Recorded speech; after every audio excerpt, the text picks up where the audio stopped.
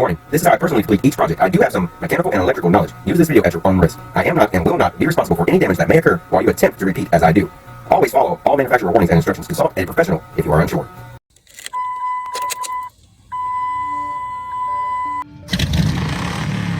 DADDYGVILLE'S world.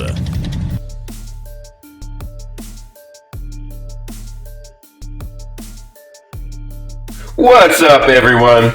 Today, I will be removing and replacing sway bar links on a 2022 Jeep Gladiator Rubicon. The sway bar and its links are an essential part of your suspension. Now, here's an independent suspension, where I'll be showing you the parts I'm replacing. This Jeep has a straight axle, but the process is pretty much the same for all trucks, SUVs, and cars. In blue is the sway bar. Brown, sway bar bushings. Red is the sway bar links we will be removing and replacing. I'm replacing both sides, but only filming one.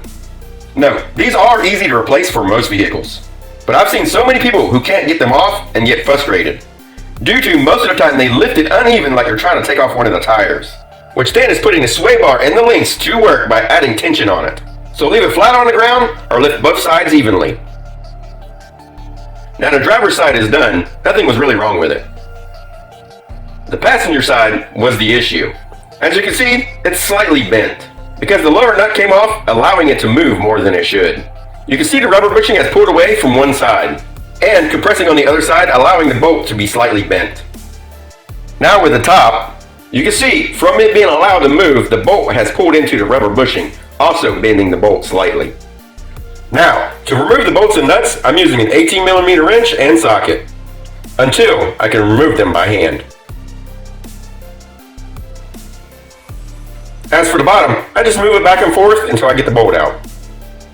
Now once I put it back in, on the top I use a washer slightly bigger than the rubber bushing, with a regular washer on the sway bar side. On the bottom, I use two regular washers, both on the outside.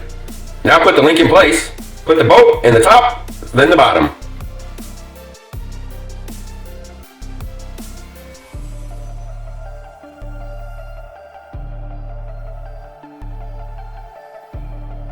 Then the washers and nuts, tighten them up as much as you can by hand, then tighten them up with a socket and wrench.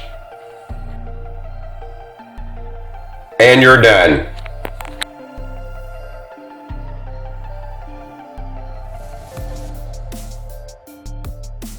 Now how I was saying, all sway bar links are similar. They are, as in doing the same job and bolt in. They just come in different styles, but they're all relatively easy to replace.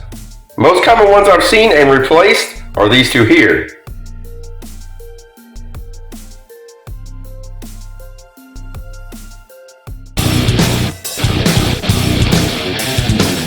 DADDYGVILLE'S world.